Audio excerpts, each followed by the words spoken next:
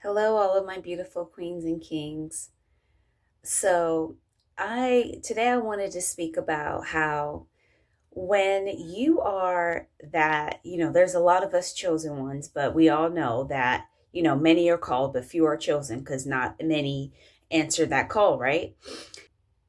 And then on top of that, there's some of us that are extremely powerful, ancient souls. We've been here many, many times. Like, we do this shit. Like, okay, like we are just so powerful. However, because we're so powerful, we know we can overcome anything. So we chose to come here and we chose our relationships, our parents, our friends, like we chose where we were going to live in the world. We chose the hardest path. We were like, we want to be born into dysfunction and toxicity because we're going to be the ones to overcome all that shit and to turn it all around, to break generational curses and all of that shit. But it's fucking hard. But we could do it. It's so crazy. It's just something that's just deep within us, and we're just like, this shit is fucking hard. Like, I just wish it would stop, but we just know deep down, like, we just always have this feeling like we're just the ones that like can do this shit though. Like some way, somehow it's all gonna fucking work out for me. Like, I don't know how, but I just know it's gonna work out. So with that being said, because a lot of us are born into a lot of toxic situations and we have learned to people please and I don't know, what are some other terms out there that we do? Just try to just minimize and dim our lights to make everybody else comfortable. Like, we don't give a fuck. We will take it all on. Like, we will feel like shit all day long and not even realize that we're doing that just to keep the peace, and there is no peace in toxicity and dysfunction, but we're like, to keep like some type of normalcy and some type of like calm baseline, we will take on all the bullshit. So I say all that to say, when we go through things like this, when we finally like overcome certain things and we start breaking generational curses and we start waking up to our true selves, when it comes into actual like manifestation, you really have to come back to your true authentic self. But what I was saying earlier is, when you've like been born into some bullshit, like where you had to completely like dim yourself down from the jump, you don't really even know who you are. Like, you may have had glimpses, here and there with certain friendships, like, which, just a quick story, I had a friend reach out to me and I reached back out to her, but then I never heard anything else. And I heard from this person during isolation. So to hear from somebody while you're going through isolation, it's like a huge breath of fresh air. Like, thank you, because I've been in this damn mental prison and I want to get the fuck out. So I had somebody reach out to me, and this was somebody who I was actually able to be myself around. And I was like, okay, well, there's no such thing as coincidences when it comes to this universe. So why would this person reach out to me that I would love to speak to? I'd love to reconnect with this person. Why is it that I reach out to them and then I hear and then nothing? Like, it's crickets. Like, what the fuck is that supposed to be about? And then I was like, okay, Rochelle, think about this, like, for real. Like, you know damn well there's no coincidences in the universe. So therefore, what is that telling you? And I'm like, man, what the hell? Like, what was the point of that? Like, what was that supposed to mean? And I thought deep about it, and my arm's getting tired. Sorry. I was thinking about it, and it's like, that was the only time that you were actually able to be yourself. This person did not judge you for shit. Like, this person made you feel so comfortable. I was able to be my true authentic self, even though like authentic and all of that terminology and energy and all of that stuff, like, that wasn't even a part of my lingo back then. But like, I was thinking about it from my viewpoint now. Like, I was actually able to just be myself, and this other person truly loved me for me being me. And I'm like, okay, so I just need to fall back into that. And I'm telling that story to relate to you. Like, if there's glimpses of where you were able to be yourself, hold on to those and remember who you truly are with all of the flaws. Okay. Now, I used to smoke weed like years and years ago. Tell me why. Tell me why now. You know the number 420. It's like represents weed, right? So I don't smoke weed. Haven't smoked weed for years. But you know how a lot of spiritual people are like 333, 222, 111. Like you see all these spiritual numbers. It means something.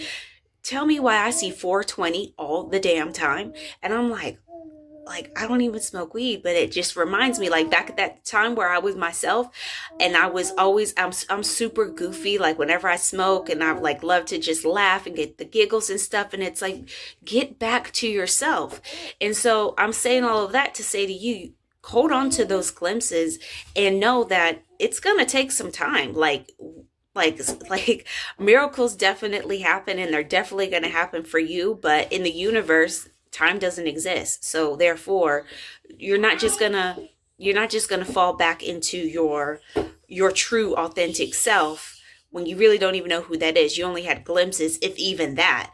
Like it's going to take time to build yourself back up again, and to do that healing work so you can actually feel safe and protected and feel comfortable enough to actually be your true self and not give a fuck. Like I used to always think like once I had my first spiritual awakening, I'm like I need to get this information out. Like I need somebody to talk to. Like I need to put this stuff out there. It all makes sense. I was born into dysfunction. It makes sense that like I've always been struggling in like every single area of life.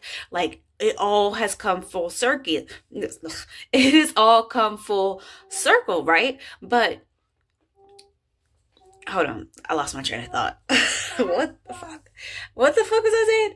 See, and this is another thing that we go through. Like we can have stuff like that. Like we can have like forgetfulness moments and stuff like that because of all of the trauma that we've experienced. But what I was getting to is when I had my first spiritual awakening, I want to get all this information out there, and this stuff is making all so much sense to me. I'm like, I got to get this out there, but who's going to listen to me? Like little old me. Like I'm just some goofy ass girl who like, or really at that time it was like, I wasn't able to really be goofy and just be on my authentic self. Like I've always just had like this baseline, like silliness to me, but it was always came with me second guessing myself, wondering like, are people really laughing at my joke, or did I use the right wording? Did that make sense? Like do I have a booger in my nose? Like is my hair okay?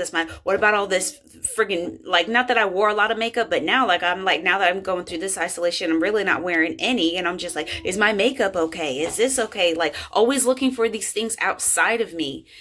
And it's like, no, you got to come back to you. Stop worrying about everything else outside of you. You have to remember you are so loved and so protected by the universe. The love is just so, it's like, I just got to say another thing. Love always wins. Okay. We chose to go through the hardest shit, the hardest lessons, and we think like, sometimes we could think we've had spells on us and hexes on us, but love always wins no matter what. No fucking matter what. And we are just that. Like that's all we are. We're just pure love. Like, yes, we may have had toxic some word I'm looking for, like toxic, not eras, but well, even an era, but toxic times in our lives where we were toxic ourselves. But like overall, when it comes down to it, we really are those ones. We're that love, we're that light, and love always wins. But the whole point of this message today is just to say, like, it's going to take time to come back to our true authentic selves, especially if we've never even been it, or we only have little glimpses here and there.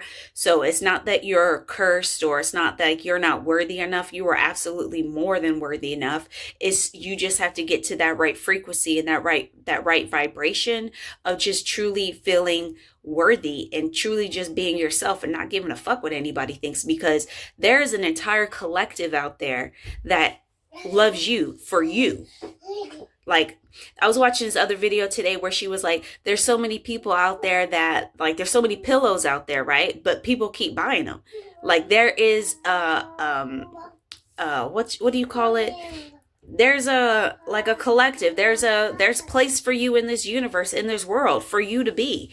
Some people are going to judge you based off of their perspective and think that you're the biggest piece of shit in the world, and oh, you're just lying, you're just this and that. But that's really just that how they feel, projecting onto you. There's going to be other people in this world that absolutely love you for being you, and you're not here to tiptoe around and try to make everybody else feel comfortable around you. You just need to be you and go find your collective. Not even go, I don't even like to say go find your collective, because when you are at that frequency, you're at that vibration, they're going to just naturally come to you.